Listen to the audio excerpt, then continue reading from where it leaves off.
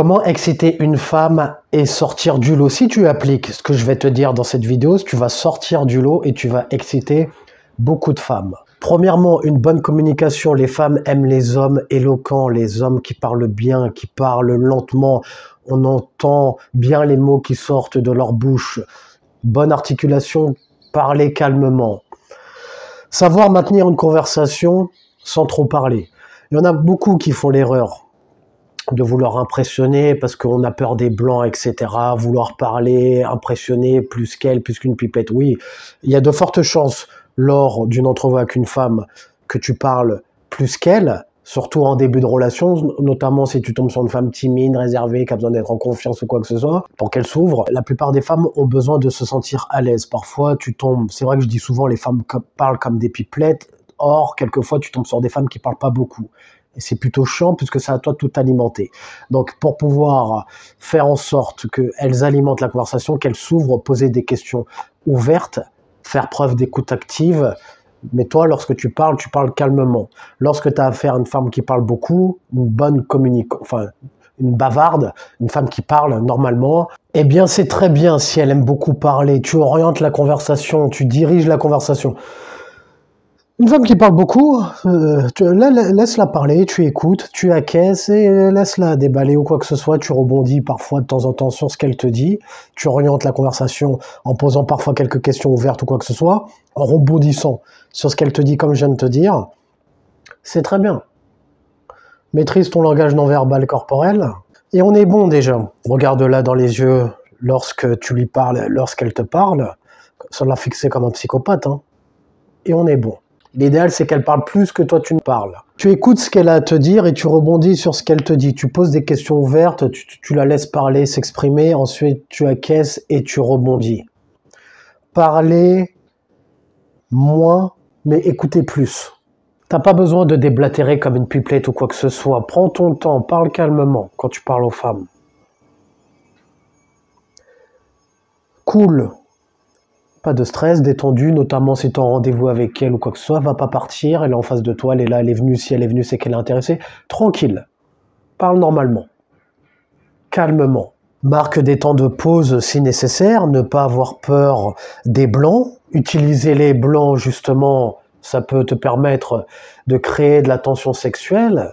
Ce qu'on traite dans la formation éloquence et charisme, et notamment coucher avec une femme, réussir un premier rendez-vous, excuse-moi, pas avoir peur d'utiliser les blancs. Ça lui laisse de l'espace pour qu'elle puisse s'investir, ça crée de l'anticipation. Donc quand tu communiques, parle normalement, calmement, fais attention à bien prononcer tes mots, à parler correctement, à jouer avec les intonations, etc. Donc ça, c'est plus dans la formation éloquence qu'on parle de ça. Donc tranquille, écoute active, tu écoutes autant que tu ne parles. Voire plus, question ouverte, elle parle, tu rebondis sur ce qu'elle te dit, ça permet d'avoir une communication fluide. T'as pas besoin, quand tu vas en rendez-vous, de noter sur un carnet des sujets de conversation à adopter parce que tu as peur de pas savoir quoi dire ou quoi que ce soit. Quand tu procèdes comme ce que je t'ai dit, quand tu parles normalement, tu poses des questions, tu poses une affirmation, elle rebondit, tu écoutes, tu rebondis sur ce qu'elle te dit ou quoi que ce soit. T'as pas besoin de noter des sujets de conversation ou quoi que ce soit, t'as pas besoin de mémoriser des sujets de conversation ou peu importe. Ça, ce sont des choses qui peuvent brouiller ta communication. Parce que ça peut t'embrouiller. Ah, il faut que je parle de ça, j'ai noté ça. Non, ça se passe pas comme ça. Tu as une interaction avec un être humain. Donc, surtout que si tu peux prévoir des sujets de conversation, tiens, je vais parler de ça, je vais parler de ça, et puis au final, tu vas parler avec elle, et les sujets de conversation que tu auras notés, tu n'auras même pas à les utiliser, puisque la conversation va dévier naturellement sur un autre sujet. Et si tu fais ce que je te dis, en appliquant l'écoute active, la communication va se dérouler de manière fluide, sans que tu n'anticipes quoi que ce soit, sans que tu n'aies à préparer quoi que ce soit. Donc quand tu vas en rendez-vous avec une femme, détendu, tranquille, en flex. Quand je vais en rendez-vous avec une femme, je ne sais pas de quoi je vais parler. J'y vais, et j'ai toujours procédé comme ça. Je sais qu'il y avait des personnes qui notaient des sujets de conversation. J'ai jamais fait ça en fait. Et ça s'est toujours très bien passé. C'est comme quand tu vas voir un pote à toi. Tu sais pas de quoi tu vas lui parler avec dans la journée. La conversation se fait de manière fluide. Ah, t'as fait ça? Ouais, ok. Ah ouais, cool. Et c'était bien, ouais. Pourquoi t'as aimé? Tu prévois pas les conversations que tu vas avoir avec tes potes. Eh bien, c'est pareil avec les femmes. Ne pas parler trop vite, parce que ça montre que c'est un signe d'insécurité. Quand je parle avec une femme, je ne te parle pas comme je te parle en vidéo. Je suis un peu plus nonchalant. Et ça, c'est une chose sur laquelle j'ai dû travailler, parce que j'ai dû amener un peu de douceur à mon game, parce que à l'époque, j'étais un petit peu trop brut. Tu vois, tu connais un peu, je suis un peu direct, on va droit au but, un peu brut. Et lorsque j'abordais les femmes, des fois, j'étais un petit peu trop dur. J'ai dû amener un petit peu de douceur à mon game. Quand j'aborde les femmes, notamment. Surtout, t'abordes une femme qui te connaît pas, tu vois. Je voulais arriver en mode j'ai confiance en moi. Hé, toi, surtout en soirée, je voulais faire le mec impactant. T'es qui, toi? Non, tranquille. Maintenant, j'amène un petit peu de douceur à mon game. À ma voix, à ma façon de parler, un petit peu de douceur, pas être trop dur. Ensuite, deuxièmement, pour exciter les femmes et sortir du lot, utiliser parfois des messages vocaux en alternance avec les SMS, les messages vocaux, les vocaux, quand elle entend ta voix.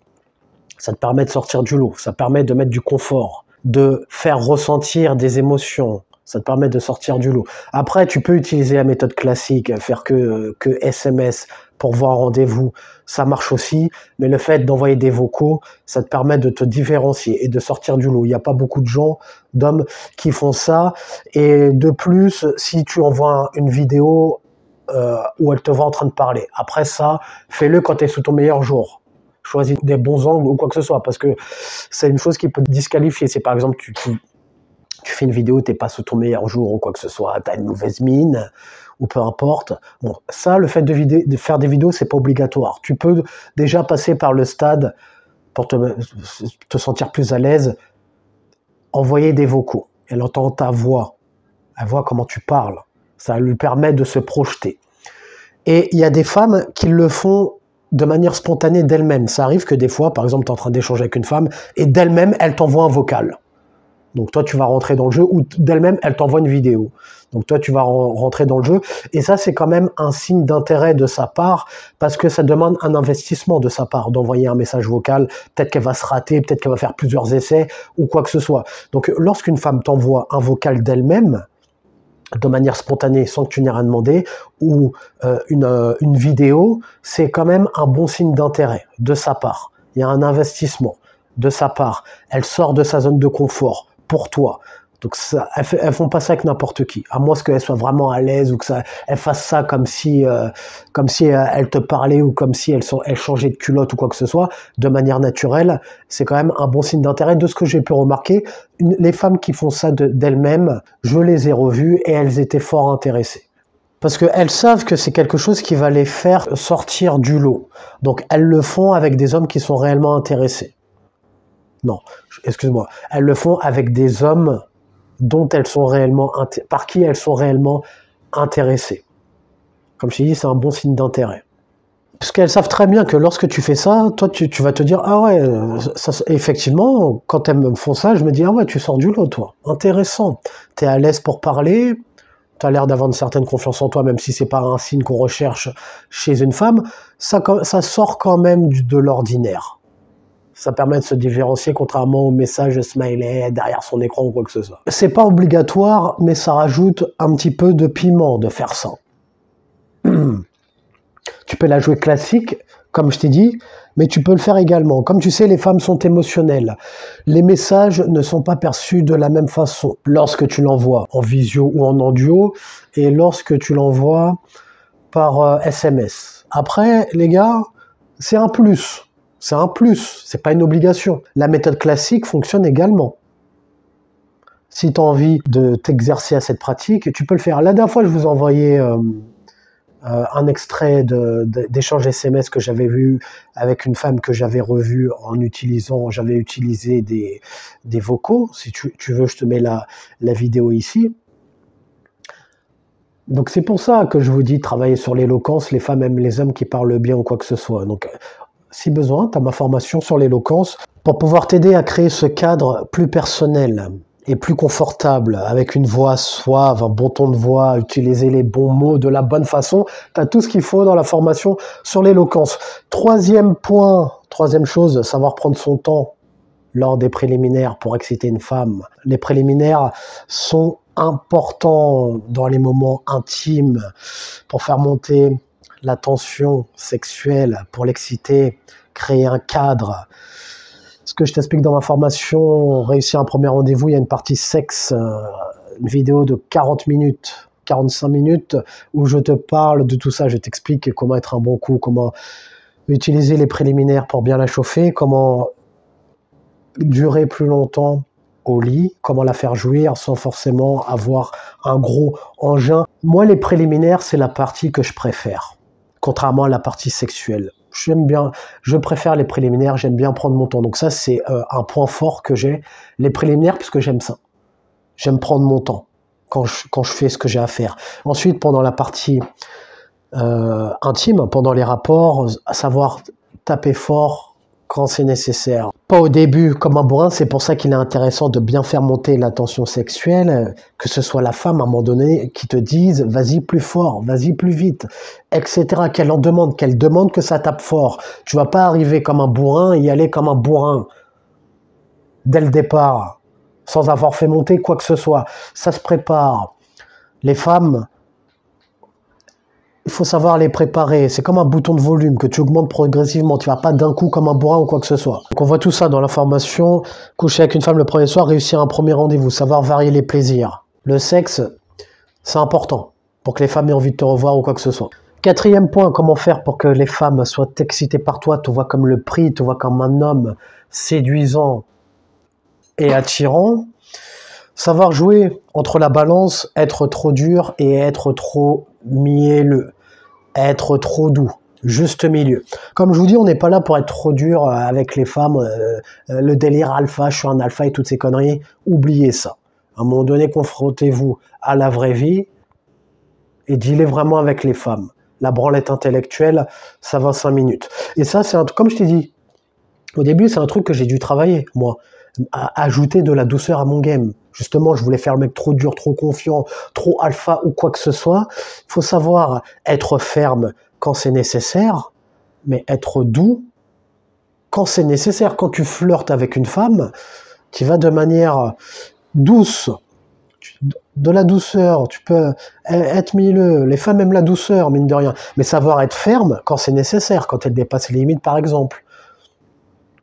Et pour être ferme, t'as pas besoin d'hausser le ton, peu importe. Tu peux le faire de temps en temps, mais t'as pas besoin d'hausser le ton forcément. Tu peux fixer tes limites de manière ferme, franche, directe, quand ça ne va pas.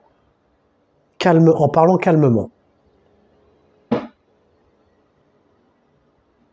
Vu que tu as pris ma formation sur l'éloquence, ou que tu appliques mes conseils sur l'éloquence, tu sais parler, te faire respecter, t'affirmer de manière calme, sans forcément monter dans les tours. Donc t'es pas là pour faire le dur avec les femmes. Quand t'es en rendez-vous avec elles, t'es tranquille. De la douceur sans être un fragile. C'est une femme. Tu lui apportes de la douceur, un moment tranquille, agréable. Ce qui me ramène au 5e point, savoir être romantique comme un badass thug niggas et non comme un fragile. Être romantique comme un badass thug niggas, c'est-à-dire savoir être romantique de manière spontanée quand on a envie. Par exemple, tu peux lui faire des cadeaux, tu peux l'emmener au restaurant quand elle le mérite.